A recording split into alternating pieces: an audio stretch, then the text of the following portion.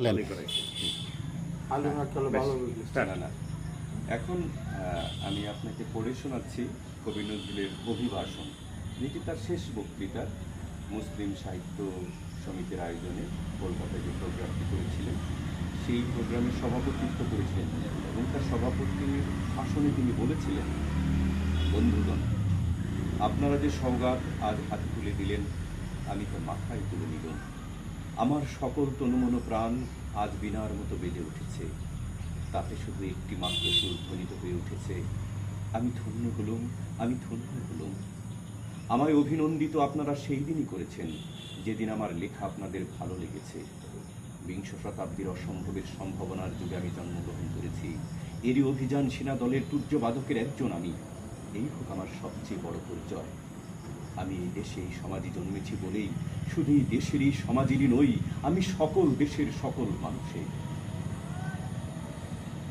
কবি চায় না দান, কবি চায় অঞ্জলি, কবি চায় প্রীতি।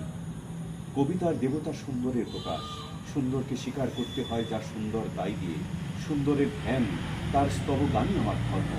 তবু বলছি, আমি শুধু সুন্দরের হাতে বিনা পায়ে পদ্মফুলি দেখিনি, তার চোখে চোখ ভরা জলও দেখেছি।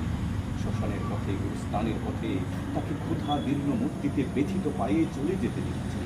যুদ্ধভূমিতে তাকে দেখেছি, কারাগারের অন্ধভূমিতে তাকে দেখেছি, ফাঁসির মঞ্চে তাকে দেখেছি। আমাকে বিদ্রোহী বলে খামোকা লোকের মনে ভয় ধরিয়ে দিয়েছেন কেউ কেউ।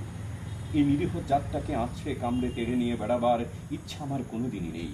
আমি বিদ্রোহ করেছি, বিদ্রোহের গান গেয়েছি, অন্যায়ের বিরুদ্ধে, অত্যাচারের বিরুদ্ধে, যা মিথ্যা কলুষিত পুরাতন পচা সেই মিথ্যা সনাতনের বিরুদ্ধে, ধর্মের নামে ভণ্ডামি ও কুসংস্কারের বিরুদ্ধে।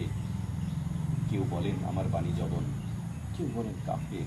আমি বলি ও দুটোর কোনোটাই নয়। আমি কেবলমাত্র হিন্দু মুসলমানকে এক জায়গায় ধরে নিয়ে হ্যান্ডশেক করাবার চেষ্টা করেছি, গালাগালিকে গলা গলিতে পরিণত করবার চেষ্টা করেছি।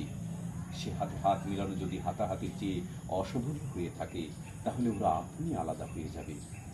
আমার গাঁট ছানার বাঁধন কাটতে তাদের কোনো বেগ পেতে হবে না, কেননা একজনের হাতে আছে লাঠি, আরেকজনের আস্তিনে আছে ছুরি।